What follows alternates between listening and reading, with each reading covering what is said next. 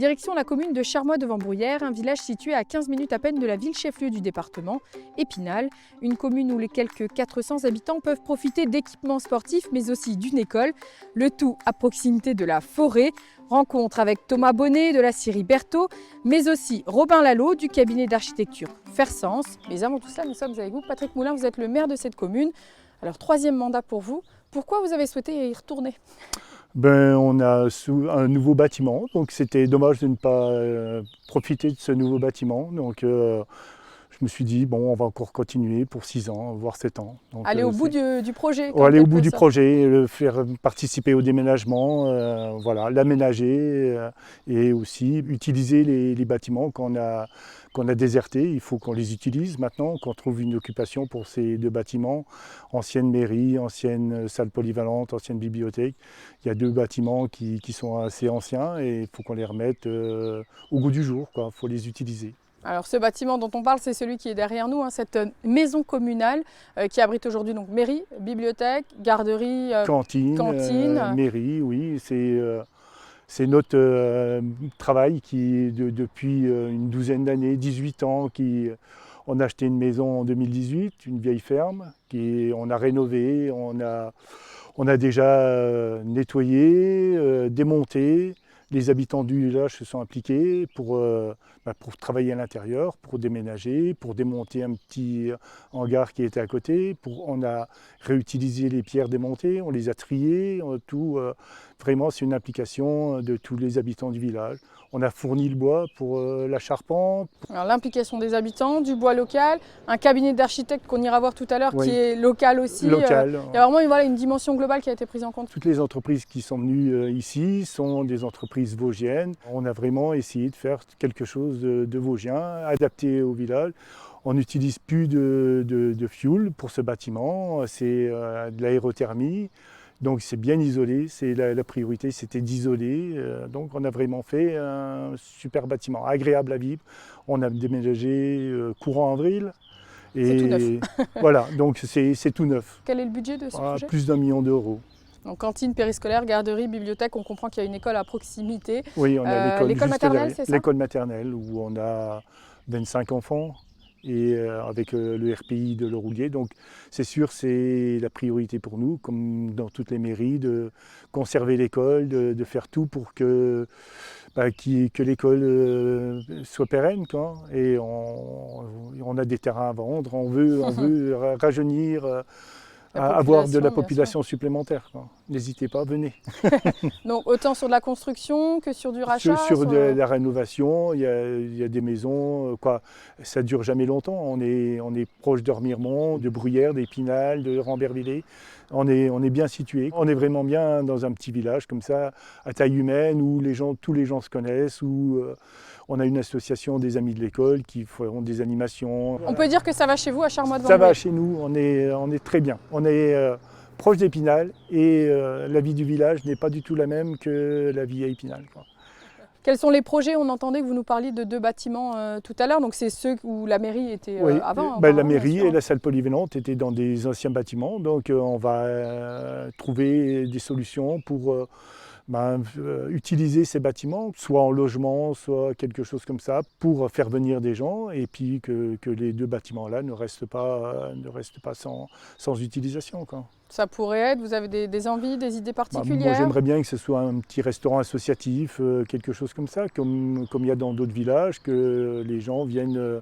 On a de la circulation, on est au bord d'une départementale, il y a pas mal de circulation, donc c'est bien pour nous d'avoir un petit restaurant, quelque chose comme ça, qui puisse rassembler les gens surtout. Projet à définir et voilà, à cadrer. C'est le travail du mandat qui arrive, d'arriver à trouver des solutions pour ces bâtiments. Eh bien, écoutez, on suivra ça. Merci beaucoup Patrick pour votre accueil ici à Charmois-devant-Bruyères. Nous partons maintenant à la scierie Berthaud rencontrer Thomas Bonnet. Spécialisée dans le bois résineux, la scierie Berthaud s'est diversifiée en rejoignant le groupe Sagar il y a quelques années. Rencontre avec le responsable de site. Thomas Bonnet, merci de nous accueillir à la scierie Berthaud, groupe Sagar. Maintenant, on va y revenir dans quelques instants. Alors, ça fait une quinzaine d'années que vous travaillez ici ? Oui, c'est ça, une quinzaine d'années, ouais. Et alors, ce site, il existe depuis bien plus longtemps, en 1930 à peu près. Par qui il était tenu auparavant ? Avant, il est tenu par les fils Berthaud. C'est une scierie familiale qui a été créé dans les années 1930. Et puis voilà, c'est resté une scierie familiale, quoi, jusqu'à la reprise de Sagor. Donc il y a maintenant 4 ans. 5 ans, c'était repris en janvier 2021. Et alors c'est une scierie qui a toujours été spécialisée dans les résineux. Est-ce que c'est toujours le cas aujourd'hui? Quels sont les bois que vous travaillez? Oui, ça a toujours été une scierie spécialisée dans le résineux. Maintenant, on travaille plusieurs essences de résineux, le Douglas, le Mélèze, le pin, sapin et picéa principalement. Et c'est du bois qui vient d'où majoritairement? Généralement régional, quoi. On essaye de rester du bois qui vient proche. Après, en fonction des approvisionnements, ça peut varier, mais on essaye de travailler avec du bois local, quoi. Est-ce que c'est de plus en plus dur aujourd'hui? Est-ce que voilà, c'est de plus en plus dur de trouver du bois? On parle beaucoup de hausse des prix, des choses comme ça. Comment on s'inscrit dans le bois? Maintenant, pour trouver du bois, c'est de plus en plus dur. Il faut forcément des fois aller chercher plus loin. Le NF ne met peut-être pas toujours le volume adéquat en vente. L'essence se fait peut-être plus rare en fonction des demandes. Trouver le bois en temps et en heure, en fonction des ventes, c'est toujours plus... Ça devient plus compliqué de trouver du bois en ce moment. En ce moment, oui, voilà. Alors vous, ça fait une quinzaine d'années que vous êtes dans le métier. Pourquoi vous avez choisi ce métier de scieur? Pourquoi la scierie? Moi, j'ai toujours bien aimé travailler le bois et puis en extérieur. On le sait aujourd'hui, où vont les bois? Qu'est-ce que vous en faites? À qui sont destinés tous ces bois? On travaille avec les négoces du coin, il y a les particuliers, les charpentiers du coin. Après, c'est beaucoup du bois de charpente. On fait de l'emballage aussi, du bois d'emballage pour tout ce qui est des entreprises d'emballage du coin. Et puis, on fait un peu de bois aussi qui part en Angleterre, pareil, charpente. Donc l'Angleterre, c'est un nouveau marché? C'est un nouveau marché, encore. oui, c'est assez récent, oui. Et majoritairement, ça reste la France? Majoritairement, oui, ça reste en France, oui. Est-ce que ça a changé quelque chose depuis que la scierie a rejoint le groupe Sagard-Vosges pour vous en tant que scieur? En tant que scieur, après, j'ai toujours été dans la continuité parce que j'ai toujours été scieur depuis 15 ans. Donc pour moi, c'est toujours pareil. On travaille d'autres essences, quoi. C'est une autre façon de travailler. C'est pas tout à fait. Ils ont développé plus les essences rouges comme le Douglas, le Mélèze, le pin aussi. On en fait beaucoup plus qu'avant. Et vous êtes plus nombreux? Oui, on est un peu plus nombreux. On est une dizaine de personnes là sur le site. Donc c'est qu'il y a encore un bel avenir pour la filière bois. Normalement, oui. On espère tout le moins que la filière bois continue. Est-ce que le métier a évolué ces dernières années? Ça fait 15 ans que vous êtes dans le métier, on parle des nouvelles technologies, d'intelligence artificielle, des choses comme ça. Est-ce que pour vous, le métier a évolué? Pour nous, pas plus que ça, parce qu'on est resté quand même une petite scierie. On est quand même une petite scierie par rapport à certains. Donc nous, la technologie n'a pas beaucoup évolué. C'est sûr que dans d'autres grosses scieries, oui, la technologie a beaucoup plus évolué que la scierie ici, quoi. Mais aujourd'hui, tout le monde on utilise les mêmes machines pour l'instant. On arrive à faire avec les machines. On arrive à faire avec les mêmes machines. Après, on n'a pas le même volume, quoi. C'est surtout ça qui joue, quoi. Nous, on est une petite scierie, on fait un petit volume par rapport à des très grosses scieries qui peuvent faire un volume beaucoup plus conséquent, quoi. Et en main-d'œuvre, est-ce qu'on arrive encore à trouver aujourd'hui des jeunes qui veulent participer faire ces métiers, tout simplement? Non, ça, c'est très compliqué de trouver des personnes qui veulent travailler dans le métier du bois. C'est quand même un métier, on va pas dire rude, mais c'est un métier un peu physique. Et du coup, c'est vrai qu'on trouve pas... C'est difficile de trouver du personnel. En priorité, les jeunes, alors pour les 10-15 prochaines années. Oui, il faut les jeunes, puis après on va les former. On en a un nouveau, là, de jeunes, là, donc on va essayer de le former, on verra bien s'il reste ou pas. Thomas, Voilà. Merci de nous avoir accueillis à la scierie Berthaud. Nous partons maintenant au cabinet d'architecture Fersens rencontrer Robin Lallot. Robin Lallot et Bérengère Chauzereau sont tous les deux passés par l'ENSTIB à Épinal. Depuis, ils ont ouvert leur agence d'architecture orientée vers le bois et la construction écologique. Robin, merci de nous accueillir dans les locaux de votre agence d'architecture. Fersens Architecture, c'est le nom de cette agence et vous êtes deux gérants avec Bérengère Chauzereau et vous êtes tous les deux des anciens de l'ENSTIB. On sait que l'ENSTIB a une place très importante dans les Vosges. Est-ce que ça a contribué au fait que vous restiez dans les Vosges par la suite? Vous n'êtes pas vosgien. Oui, complètement. Donc, moi, je suis mosellan. J'ai fait mes études à l'école d'architecture de Nancy, qui a un partenariat avec l'ENSTIB. Et j'ai adoré cette formation. Ça a été très, très important dans mon parcours professionnel. Ça a été une formation très concrète, tournée vers un matériau particulier, et puis un territoire, des savoir-faire. Donc, c'était très important. Ça a joué forcément. Ouais, ça a joué beaucoup, ouais. Dans ce suivi. Le bois, pour vous, ça a toujours été quelque chose qui était très important. L'idée, c'était de travailler autour du bois. À l'école d'architecture, il m'a toujours manqué un petit peu d'aspect technique, d'aspect pragmatique sur des matériaux. Et la formation à l'ENSTIB m'a apporté ça en complément. On est tombé entre guillemets amoureux de ce matériau. On a compris aussi l'importance qu'il avait dans les Vosges. Vous travaillez principalement dans les Vosges, majoritairement dans les Vosges. L'idée, c'est de pouvoir suivre aussi de près, j'imagine, les chantiers. C'est ça l'idée? Ouais, on aime à dire qu'on est des architectes de terrain, on est très attachés à l'acte de faire. On a une partie de notre métier qui est artistique et qui est créative, mais nous on est très attachés à l'aspect concret et technique de la réalisation. Et donc suivre un chantier, ça nécessite d'y aller minimum une fois par semaine. Et donc pour ça, on privilégie des projets à une demi-heure, 3/4 d'heure de trajet. Alors, il y a une commune que vous connaissez très bien, c'est peut-être celle de Charmois de Vambruyères où nous sommes. Et il y a un chantier qui vient de se terminer, on parlait avec monsieur le maire tout à l'heure. Cette maison communale, c'était un beau chantier et puis je pense que ça a du sens forcément à quelques mètres à peine d'ici. Bah, c'est certainement un chantier ou un projet qui se reproduira plus pour nous, mais ça avait beaucoup de sens pour nous. On a 2 filles qui vont se pratiquer ce bâtiment, qui vont aller au périscolaire, dans la bibliothèque. Et puis c'est un bâtiment qu'on a pu concevoir en discutant aussi avec les habitants, vraiment être au plus près des usagers, de savoir les petits détails de ce que chacun avait besoin et d'avoir un suivi de chantier pour le coup quotidien. Donc ça a été une super expérience.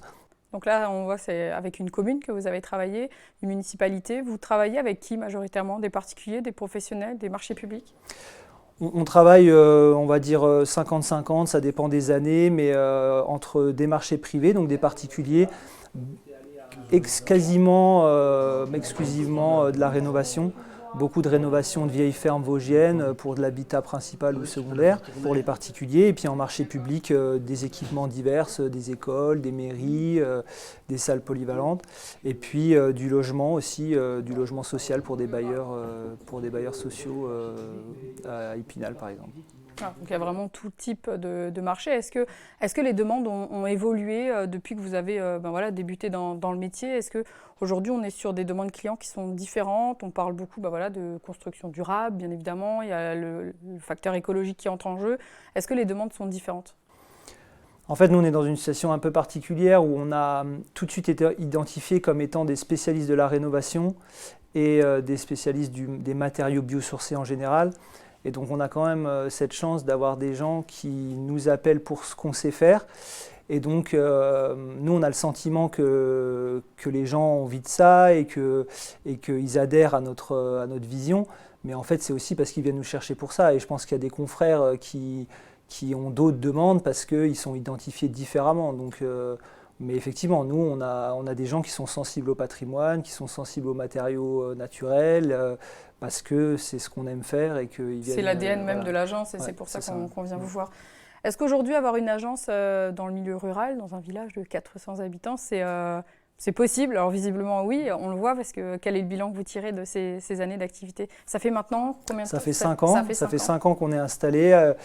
Travailler en milieu rural, au contraire, pour un architecte qui, comme ça, paraîtrait être un métier plutôt urbain, il y a beaucoup de travail aussi à faire dans nos villages où il y a beaucoup de bâtiments qui sont laissés à l'abandon, qui méritent d'être rénovés plutôt que d'étendre les villages et de construire du neuf. Nous, on croit beaucoup à la rénovation et à la valorisation du déjà là qui consomme beaucoup moins d'énergie à rénover.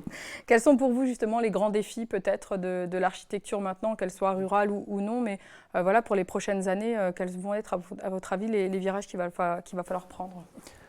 On fait partie d'un groupe d'architectes qui est aussi très engagés dans le Grand Est et à l'échelle nationale, qui pensons qu'il faut avant tout rénover, avant de construire, qu'il faut utiliser des matériaux biosourcés, essayer d'utiliser le moins de béton possible, le moins d'acier possible, pour baisser l'impact carbone du bâtiment qui représente plus de 40% des émissions de gaz à effet de serre en France. Et donc, dans le BTP, on a une part de responsabilité très importante sur ce qu'on conçoit et ce qu'on construit, quoi. Merci beaucoup, Robin, pour votre accueil. Merci à vous de nous avoir suivis. Notre émission est déjà terminée pour aujourd'hui. Moi, je vous donne rendez-vous la semaine prochaine. Et d'ici là, je vous souhaite une très belle semaine sur Vosges Télé. À bientôt.